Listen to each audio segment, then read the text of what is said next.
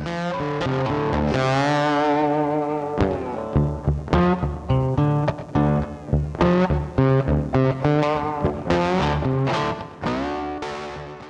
right, welcome to Life After the Fire, preeminent podcast for all things to do with having an amazing life after a career in the fire service. My name is Chris Phelps. I'm your host, and I'm joined today with retired Battalion Chief Tom Murphy. Hey, Chris, how you been, man? Good. So Tom and I, we've known each other over 30 years. Over 30 years, man. At least something like late 80s, I think. Yeah. When did you start the fire department? Like 89? I started paid 89, but 89? I volunteered in 87. Okay, yeah. So we started at a department here in South Florida that's around the same time, 87. I was still a little punk kid in high school as a junior volunteer firefighter, and Tom was one of the real volleys, if you trying to grow up. Yep. And Tom's had an amazing career. And you did how many years of service did you do? I did paid 30 years paid and 36 with volunteer time. Wow. Okay, so 30 years paid. So now, but I know a little bit about you. So you did some of that. You did in the drop, right? Yes. I did a full 5 years drop. 5-year drop. So when you went out, you had 25 years credited service plus a nice healthy, I got to imagine, a nice healthy drop account. Yeah, very much so. Cool. Very much. Like I got to imagine you did some stuff on the side as well. I did a lot of stuff on the side. We had a lot of things going on, brother. We did the 457. One of my big things that I talk to some of the young guys about now, I may or may not have threatened to write them up for not putting money into their 457, but it's that important to me. I did the 457. I did a Roth. We had a shares plan back in the day, so that was a little extra on the side that the state was giving us to, and then other investments throughout, and paying off the mortgage, early, paying it down early. I mean, you make some right moves, and it works a lot better in the end of your career. So we were on different shifts throughout the time that we were working together. We've always stayed in contact, and since I've been back, we reconnected and got out fishing and we were talking. I'll never forget this. We were talking, we're fishing out there, and we're just getting caught up. Hey, what's this guy doing? Hey, what's that guy doing? Hey, where's he at? Oh, he retired, but he didn't do the drop, and now he's can't afford to live, and it was eye-opening. It was like, I had wanted to do this thing to help pour into the current, but also the next generation of firefighters. Like, hey, you need to have your financial house in order before you even start thinking about retirement. And while there are plenty of success stories, which I consider your story a success story, there's plenty of stories that didn't go as well. Correct. And, and you're absolutely right. And I just was talking to a buddy of mine who's not in the fire service, construction, and was telling him, unfortunately, we had guys walk away because they talked themselves out of it. That's the only thing I can come up with where, they've literally have gotten physically sick when they put numbers, pencil to the paper, and realized the options they had and walked away from tons of money. Yeah, because not everybody is able to walk away from this career and jump into something else and make the same amount of money. Correct. Like if they could, I mean, then they could in essence do their own kind of a drop account, if you will, right?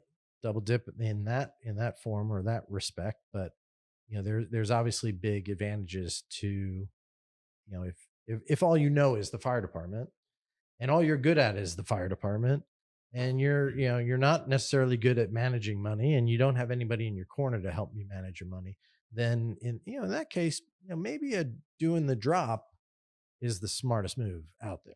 Correct. You know, and a lot of people don't have a plan. Um, you know, a big thing for me is if you have less than 10 years before you walk out the door, less than 10 years before you walk out the door and or drop. If you have less and you don't have a plan and haven't started enacting that plan, you're already behind the eight ball. I talk to guys that, oh yeah, in 3 years I'm going to drop and do that. Well, what do you got in place? Well, you know, I'll worry about it later. No, man. You know, you should have been worrying about that 5 years ago. You know, you got to get your ducks in a row and plan it all out, Chris, because, you know, curveballs happen, divorce happens, sickness happens, things like that. Yeah. But if you don't have a plan, at least an outline, Yeah. you know, you definitely can screw yourself. So Tom was just showing me just before we went on air. He's got this.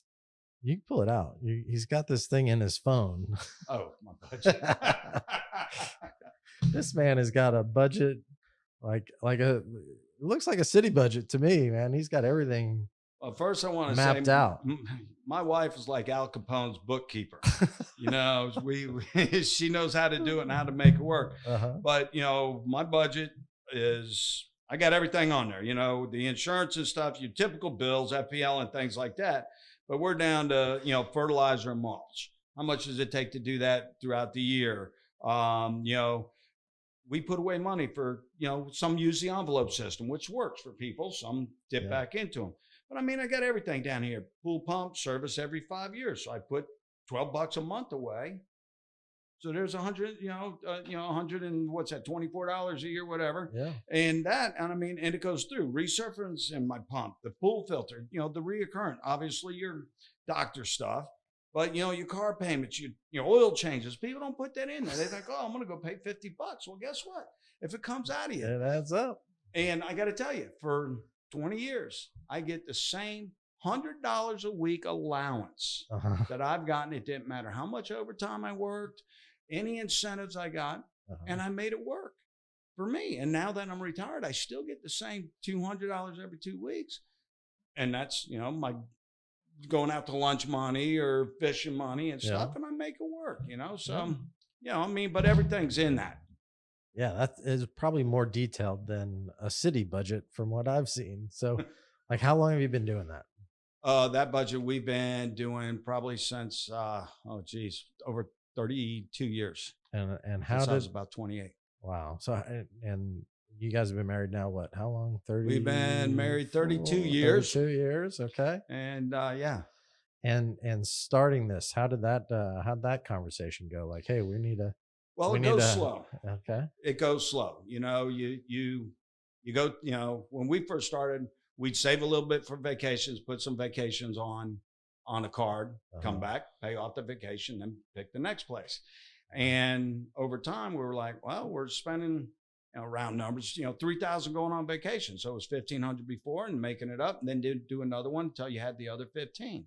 So then what we did was just sit back and go, okay, well, how about if we just put away a bunch every month?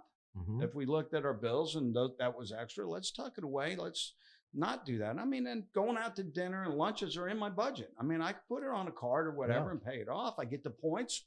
Yeah. So, you know, everything's a little bit at a time, and it grows with you. You have kids, it grows. You got tuition, it grows. You got, you know, prepaid, it grows. But at the end of the day, if you can get the most you can, you respect your money and it respects you. You know where your money's going. You know, these cats that go to Starbucks, you know, one Starbucks every day, you know, 5 days a week for 52 weeks, $1,300, man. Yeah. I order gourmet, you know, Pulp Fiction, gourmet coffee. I make my own. I pay 47 cents a cup at home. Yeah. Dude, you know, don't drink that much coffee. Now, putting together a budget is one thing. Living a budget is another thing. Implementing a budget causes a lot of can cause a lot of marital strife. But it sounds like you guys were on board with it from day one. Yeah, and I'm lucky. There's no doubt about it. I'm lucky. I have a wife that doesn't go out and buy. You know, we made an agreement that if it's over $300, we talk about it. Okay. Period. And it could just be, hey, I want to buy this and it's $305, or I call up, hey, I need a new gun. But And, I've never been told no. It's Right. just, all right, we got to find the money.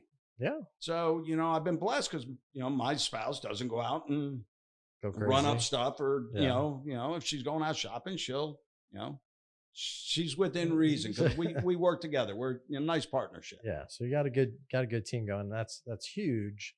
And probably the only way that something like this will work, because otherwise you're going to be button heads. You're not going to be agreeing on it. Stuff starts to, well, I'm going to hide this money over here and have my own little account, And that just that's breeds just bad. a recipe for disaster. Yeah, you're So absolutely that's right. awesome. And for me, be responsible. And if you're not responsible, get responsible. And if you are, make it better. That's the only way. We only go through this world once. We know it as firefighters. Stuff happens, shit happens. But at the end of the day, plan, execute, adapt when it comes, have a plan B, plan C, and roll with it, Chris. Yeah. So what I found with the new guys coming on board, they're, a lot of them are fresh out of high school, fresh out of the fire academy, first real job they've ever had, aside from, working at Starbucks or Uber Eats or whatever. And now they're thrust into this position where not only do they need to learn how to be a firefighter, but they need to learn how to be an adult. Correct. And a huge part of adulting that isn't really taught in class is financial planning and personal finance. You got to resist the urge to run out and get your 600 a month or 800 a month truck payment with, nice big tires and lift and all that stuff. Brand new trucks. It's like, good. I hope you like that truck. You're going to be living in it because you can't afford to buy a house now. Yeah. Exactly. And you're right. And the big one is, and somebody put it out there, and I'll clean up a little bit just because I was asked to from the missus.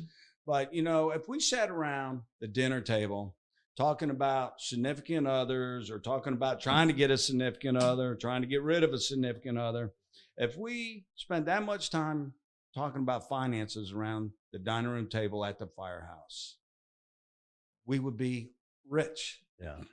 Rich, comfortable. Yeah. Rich is a relative term. It doesn't matter. But, exactly. But at the end of the day, I think Bob Marley says it best. How do you find rich? But it's true. Possessions make you rich? No. And I don't have those riches. And I guess my wife's lucky too, because I've never been a money guy. I don't care about it. I've, had some, lost some, gave some away, whatever. Yeah. It just, we don't argue about money. I don't care. I make it, I lose it. As long as my house, I'm happy. I got a roof over my head, and everything else that comes with that. So one of the things I think that departments obviously are really good about is, they have a new hire orientation program. Teach them about, all right, you learned how to do this in the fire academy. Well, this is how we do it here. You learned about red trucks in the fire. Well, we got green trucks, so they're real good about that kind of stuff. But, an important element, and I think it would solve a lot of fire department problems, is, include a personal finance component in your orientation program. Correct. For guys, right? Yeah. Because without a doubt. What's the big reason that fire departments have turnover? Retirement, money. Pay. Yeah. Yeah. I mean, pay and benefits. Pay and benefits. 9 times out of 10. Somebody's leaving to go to Metro, or they're going to the county, or you're going to the big other department. Pay and benefits. We can only do so much about pay and benefits, but if we teach the guys and gals, how to live within those means, and think of how much of a better employee you've got, because they, hopefully will take that to heart and be more of an appreciative employee for what they've picked up or what they've learned from their department. But also prevent a lot of the turnover. It's not going to fix everything. But the guys that want to go to county and work with their brothers or whatever, there's, sure. And never begrudge somebody for going where they think is going to better them. That's not an issue. Of course. And it is the young guys come in and try to give them the talk and go, look, you got to put into your deferred comp. If people walked into fire service that has a defined benefit, Pension retirement plan. Yep. pension, you know, and you put in your 457, 401k, whatever, like you don't have it, when you leave and that pension is still there, then you're good. I mean, there's only defined benefit pensions are 15% left in America. That's it out of the total Yeah. population of work. They're not exactly, built putting more of them together. If anything, you're seeing an erosion Correct. of those benefits, and even with the state here in Florida, I think when new employees come on that are in the Florida retirement system, I think they're given an option of the Correct. defined benefit or the investment. It's like investment plan or It's defined benefit and defined yeah. contribution. And So what so yeah, they get the yep. option. I don't recall what the They have to default opt is. into Yeah, the okay, that's what I defined thought. benefit. That's what I thought. So, if you're not getting an education in that right off the bat, you're gonna wind up with just this lump sum, which may or may not be enough for retirement. Not saying that a defined benefit will always be enough, but if you're comparing the two, depending on your situation, but for the most part, a defined benefit is going to provide you Well, it's easier more. if you know what you got coming in, Chris. You're absolutely right. And, I experienced it with some older friends and people that I know that, if you put away enough money to live like you are until you're 80 with a defined contribution and you live to 85, those last 5 years are real lean, man. Yeah. And it's sad to see that happening in America, period. But, at least with a defined benefit where you know what check you're getting in that, you can adjust and all that. Look, mine's not keeping up with inflation right now. Nobody's is. But Yeah. at the end of the day, at least I can tweak my things and go, okay, I'm going to have to, But when you rob say it's not Peter. keeping up with inflation, you're not talking about your defined benefit pension because that's the same amount you're getting every month. What you're talking Correct. about is like your Well, my defined investments your other and investments. yes, Yeah. correct. Yeah. So And the advice on the investments, and I don't advocate anybody other than talking to people. yeah. I got a buddy I went to high school with as financial advisor. I talked to him. My brother was a financial advisor. I talked to him.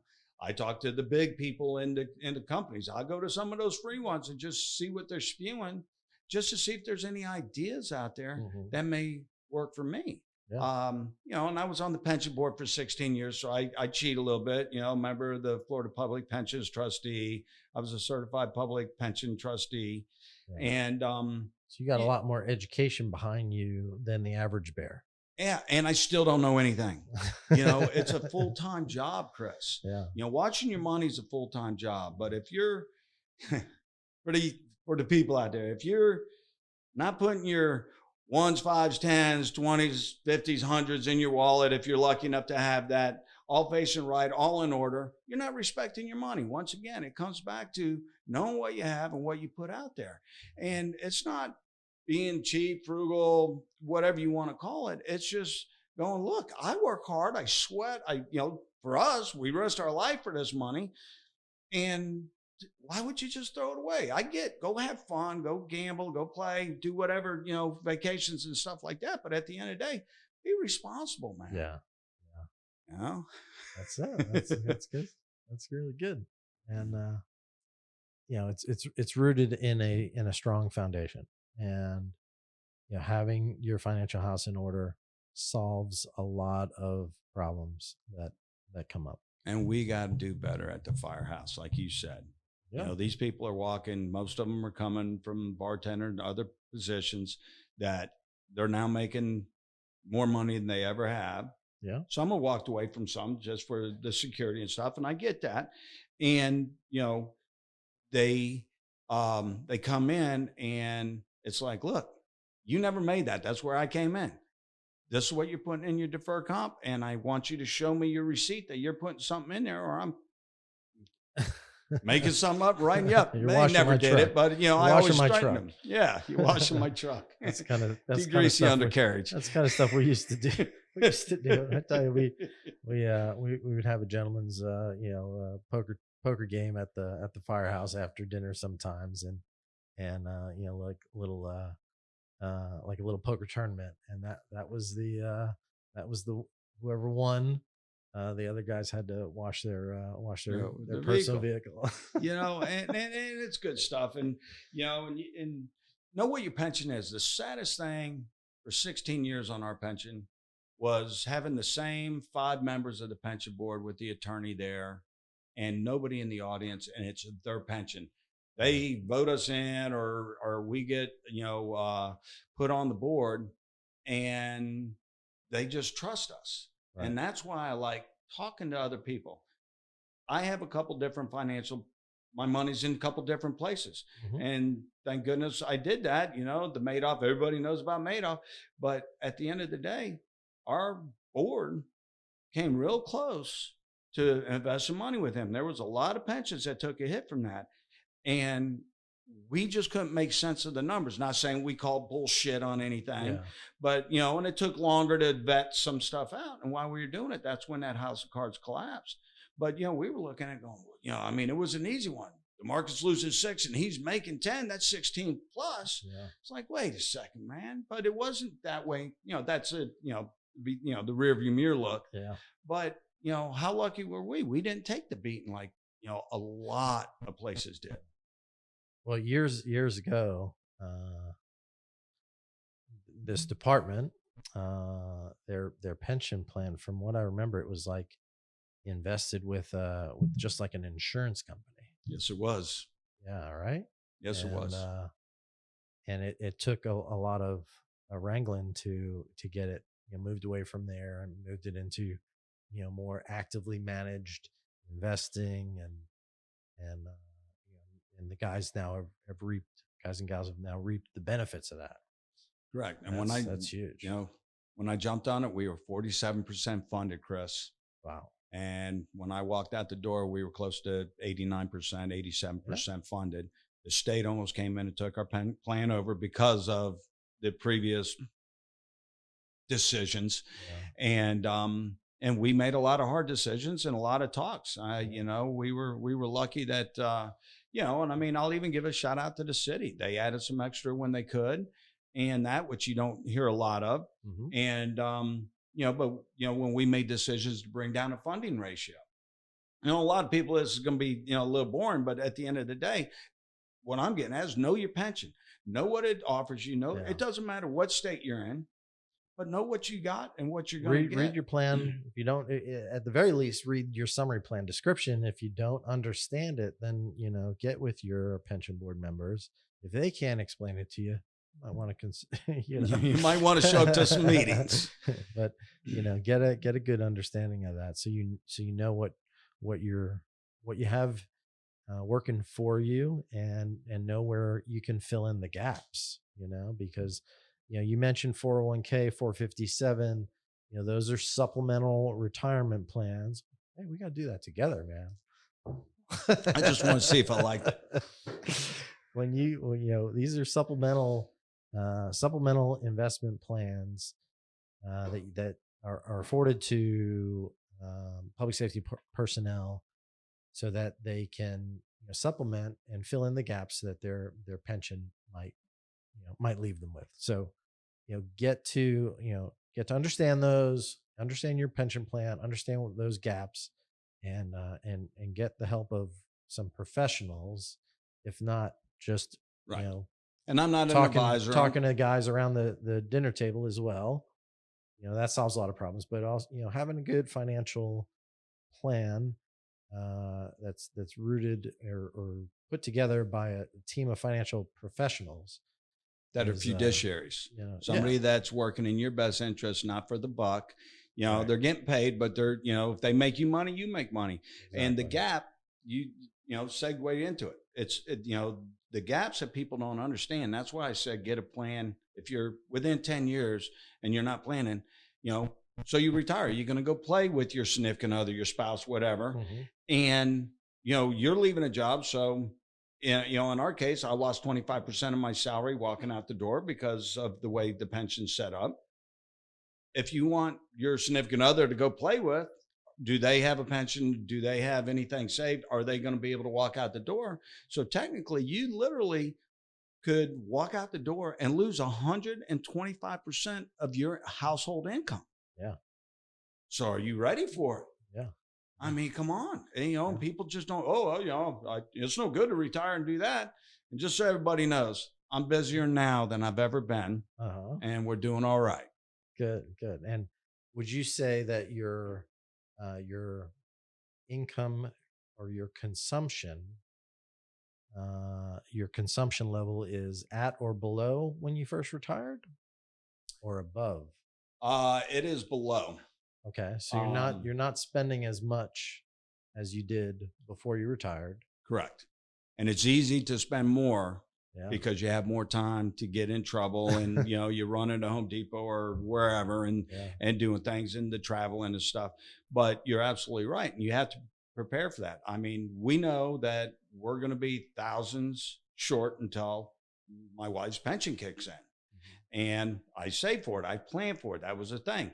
I walked out, I paid for the insurance. It's more than a mortgage payment, but we have great insurance, and I can't get it back if I leave it. So I'm still with the city's insurance paying it. But I planned for it. When the drop kicked in, I took the money I was putting into the pension, the 8%, and went straight into my 457 so I could Yeah. take that money out and pay. The other thing guys don't realize, when they get their final average, they take FICA out of there. You're still paying federal taxes, people. Mhm. So, your pension goes down on that. Then you add in that insurance, it goes down on that. And then, by the time you're done, you think, oh, well, they give you this wonderful number because, I'm walking out the door. I'm only making a couple thousand less than I did when you were working with overtime. And next thing you know, it's like, whoa, like, people, Sticker shock. yeah, Yeah. put in there, income taxes. It's all pre-tax dollars for us. Yeah. So, So you're paying taxes on it once you retire. And the thought there, the thought process is that, when you retire, your income will be less, so your income taxes paid will be less, and and guess that's what, not always the guys? case. It's a two-sided blade right there, Yeah. because we're blessed enough. I always say I don't talk my public pension outside the people that are in it, because the outside world doesn't get it, and it's not their Yeah. fault. It's just they Yeah. there's a jealousy factor. There's a some that just go, hey, you guys risk your lives, we got guys dying, and that. But I mean, at the end of the day, it's when you start talking finances, you don't do that with other people. Yeah, it's probably the single, would you agree, probably the single most important or coveted benefit of working in the fire service. Without a doubt. Yeah. Without a doubt. Yeah. At least if you're walking out at a certain time, this is what your pay is going to be for the rest of your life, and you can take a little less or whatever for your Yeah, you get some significant other. options Yeah. once you get And that's there. putting a pencil to it. Once again, that goes back to planning. You got to Mhm. sit and plan. What does your significant other have? What do you have? Where are you at? Did you pay off your house? Did you pay off your car? Did you put away a nest egg?